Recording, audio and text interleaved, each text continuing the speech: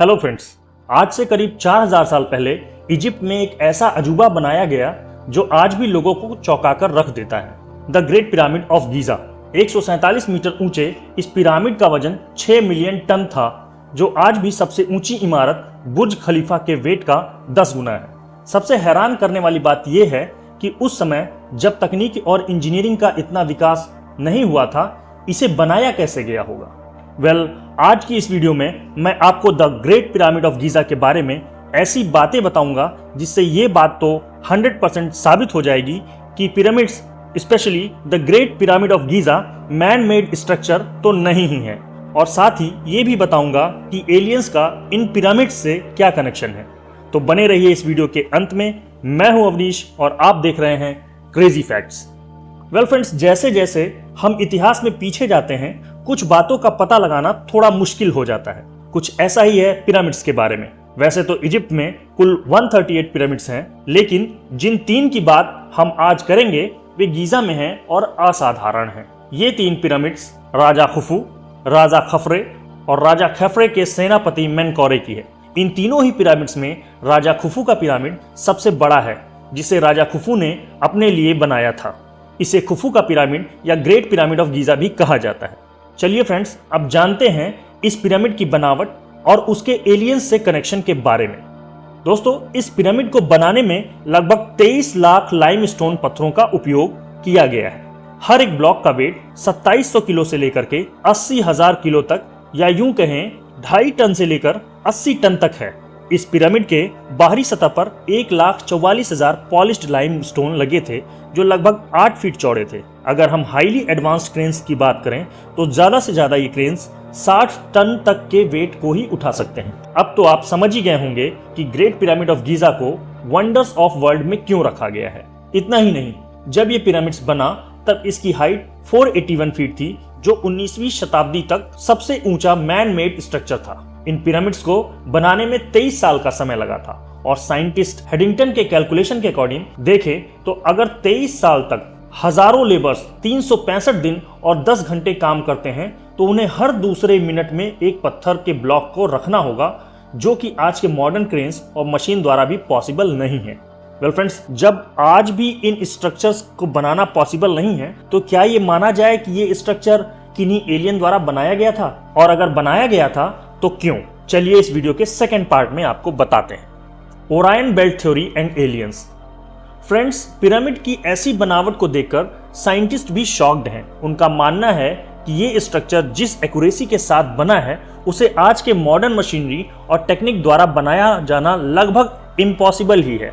तो फिर 4000 साल पहले इसे कैसे बनाया गया होगा? उस समय इन 70-80 टन के ब्लॉक्स को उतनी ऊंचाई पर पहुंचाया कैसे गया होगा, जबकि आज के मॉडर्न क्रेन्स भी 60 टन तक के वजन ही उठा सकते हैं।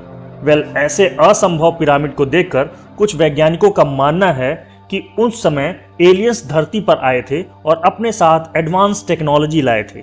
उन एलियंस ने ही ऐसे अद्भुत स्ट्रक्चर्स को बनाने में इंसानों की मदद की थी। ये एलियंस ओरायन बेल्ट नक्षत्र से आए थे, और इस तरह से एक थ्योरी दी गई जिसे ओरायन बेल्ट कॉन्स्टलेशन थ्योरी कहा गया। दरअसल इजिप्ट के गीजा के ये तीनों पिरामिड्स आकाश में एक नक्षत्र, जिसे ओरायन बेल्ट कहा जाता है, के 3 तारों के साथ एकदम सटीक तरह से अलाइन हो जाते हैं। रात को देखने पर ये 3 पिरामिड्स इस नक्षत्र के तीनों तारों एलनीटेक, एलिनम और मिंतका के साथ एक सटीक लाइन बनाते हैं, जो काफी मिस्टीरियस है। इन पिरामिड्स को एलियंस ने बनाया या इंसानों ने, ये तो कोई नहीं जानता, लेकिन इन पिरामिड्स का उन स्टार्स के साथ कुछ कनेक्शन तो जरूर है। साइंटिस्ट रॉबर्ट रवेल ने तो यह तक कहा कि ये पिरामिड्स उन तारों की दुनिया से कनेक्शंस को दिखाने के लिए एलियंस और इंसानों ने मिलकर बनाया था। पिरामिड्स के निर्माण को लेकर एक और थ्योरी जो बहुत फेमस है, वो है स्टार शाफ्ट थ्योरी।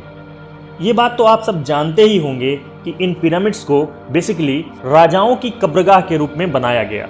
गीजा के पिरामिड में भी अब तक 3 चैम्बर्स मिले हैं, जिनके नाम हैं किंग्स चैम्बर, क्वींस चैम्बर और बेस चैम्बर। इन तीनों चैम्बर्स के अलावा इसमें कई जगहों पर टनल्स भी मिले हैं। रिसर्चर्स ये मानते हैं कि इनमें और भी चैम्बर्स हो सकते हैं। स्टार शाफ्ट थ्योरी ये कहती है कि उस समय के लोगों का ये मानना था कि अगर मृत हुए राजा या रानी की बॉडी को इन चैम्बर्स के अंदर रख देंगे तो उनकी आत्मा उन ओरायन कॉन्स्टेलेशन या नक्षत्र के स्टार्स की ओर चली जाएगी। पर यह भी अभी सिर्फ एक थ्योरी ही है जिसे ओरायन स्टार शाफ्ट थ्योरी कहते हैं। वेल फ्रेंड्स, इन सारी बातों से एक बात जो निकल कर आती है वो ये कि इन पिरामिड्स का कुछ न कुछ तो संबंध है इन ओरायन स्टार्स से, और कहीं न कहीं ये पिरामिड्स एलियन के साथ संबंध रखते हैं, क्योंकि ऐसी टेक्नोलॉजी आज से 4000 साल पहले इंसानों के पास इम्पॉसिबल सा लगता है।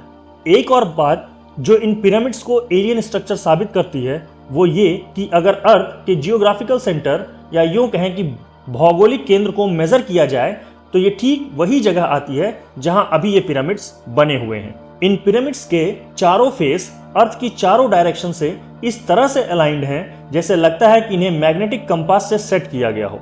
पर मजे की बात तो ये है कि उस समय मैग्नेटिक कंपास जैसी कोई चीज इंसानों के पास थी, इसके कोई सबूत नहीं है। इन पिरामिड्स को कुछ इस तरह से बनाया गया है कि ये भूकंप से भी बचे रहें। इसके अलावा इसमें रखे लाइमस्टोन्स को इतनी बारीकी से फिट किया गया है कि इसमें एक सुई तक भी नहीं घुस सकती। एक और बात जो इन पिरामिड्स में खास है वो ये कि इन पिरामिड्स का स्ट्रक्चर कुछ ऐसा है कि इसके अंदर का टेम्परेचर हमेशा ही 20 डिग्री के आसपास ही रहता है, जो कि बेस्ट टेम्परेचर है। अब इस डेजर्ट एरिया में 20 डिग्री टेम्परेचर मेंटेन रखना किसी अजूबे से कम नहीं। इन पिरामिड्स की मिस्ट्री यही खत्म नहीं होती। अगर मैं आपसे ये पूछूं कि ये पिरामिड्स क्यों बनाए गए थे तो आप कहेंगे कि ये कोई पूछने की बात है। पिरामिड्स राजा या रानी की डेड बॉडी को प्रिजर्व रखने के लिए बनाया जाता है। पर आप ये सुनकर चौंक जाओगे कि अब तक इन तीनों ही पिरामिड्स में से एक भी मम्मी नहीं निकली है। जब पिरामिड्स के चैम्बर्स में रखे टॉम जिसमें मम्मी रखी जाती है वो खोला गया तो वो सारे के सारे खाली निकले। वेल, पिरामिड्स के बारे में जो एक और थ्योरी फेमस है उसके अकॉर्डिंग पिरामिड्स को इलेक्ट्रिसिटी जनरेशन के लिए पावर प्लांट के रूप में बनाया गया था। दरअसल ये थ्योरी एक ब्रिटिश लेखक क्रिस्टोफर डन की पुस्तक द गीजा पावर प्लांट में मिलती है, जिसमें क्रिस्टोफर ने बताया कि वास्तव में ये पिरामिड्स हाइड्रोजन का इस्तेमाल कर बिजली पैदा करने वाले मशीन के रूप में काम करते थे। पिरामिड्स के अंदर के चैम्बर्स और टनल्स केमिकल रिएक्टर्स के रूप में डिजाइन किए गए, जिनमें विनेगर और आयरन का यूज करके हाइड्रोजन पैदा की जाती थी, और इस तरह ये पिरामिड्स एक वायरलेस पावर जनरेटर के रूप में काम करते थे। पर सवाल ये उठता है कि अगर ये वायरलेस पावर जनरेटर्स थे तो इन पावर्स का ट्रांसमिशन कैसे होता था? जवाब था ओबेलिस्क। ये ऐसे वायरलेस इलेक्ट्रिसिटी को न सिर्फ रिसीव करते थे बल्कि ग्रिड के रूप में पावर सप्लाई भी करते थे। इजिप्ट के साथ साथ आसपास के देशों में भी ऐसे कई ओबेलिस्क पाए गए हैं। इस थ्योरी को एक और सपोर्ट करती है इस पिरामिड्स के अंदर पाई जाने वाली ग्रेनाइट और डोलोमाइट जैसी चीजें, जो कि ज्यादातर इलेक्ट्रिसिटी से संबंधित होती हैं। पिरामिड्स के क्वींस चैम्बर में रिसर्चर्स को कॉपर के 2 वायर भी मिले, जो रिसर्चर्स को ये सोचने पर मजबूर कर रहे हैं कि इलेक्ट्रिक जनरेशन से इसका कुछ न कुछ तो संबंध है। पिरामिड्स जिन पत्थरों के बने हैं वो आम पत्थर से कई गुना मजबूत हैं और दुनिया में और कहीं नहीं मिलते। ये दिखते तो लाइमस्टोन जैसे हैं पर उससे थोड़ा सा अलग है। पिरामिड के अंदर कई जगहों पर बहुत अजीब से चित्र बने हुए हैं, जिनमें कुछ तो एलियंस होने की संभावनाओं को दिखाते हैं। माना जाता है कि इन पिरामिड्स के अंदर कोई एनर्जी वेव्स है जो जीवित और मृत दोनों ही चीजों पर अपना प्रभाव डालती है। पिरामिड्स के अंदर 3 दरवाजे थे जिनका वजन लगभग 20 टन के आसपास था, लेकिन गजब की बात तो ये है कि इन दरवाजों को अंदर से सिर्फ एक हाथ से खोला जा सकता है। दोस्तों, ये गीजा पिरामिड्स की कुछ बातें हैं जो हमने आपको बताई। कुछ लोग इसे एलियन से जोड़कर देखते हैं जबकि कुछ लोग इसे मैन मेड स्ट्रक्चर मानते हैं। पर सवाल ये है कि क्या 4500 साल पहले बिना किसी टेक्नोलॉजी के ये सब कर पाना संभव था? और अगर नहीं तो वो टेक्नोलॉजी किसकी थी, एलियंस की या फिर किसी और की? फ्रेंड्स, आप इस बारे में क्या सोचते हैं हमें कमेंट्स में लिखिएगा जरूर। मिलते हैं नेक्स्ट वीडियो में, तब तक के लिए जय हिंद।